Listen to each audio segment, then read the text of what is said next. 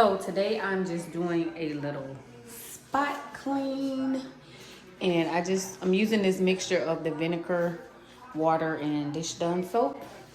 I'm not I didn't clear my shower out because I am not doing a full clean. I'm just kind of doing like a spot clean. I'm getting areas that I just want to get some attention to. So I made another mixture of hydrogen peroxide with baking soda. It's gonna pre-treat the areas that I want to be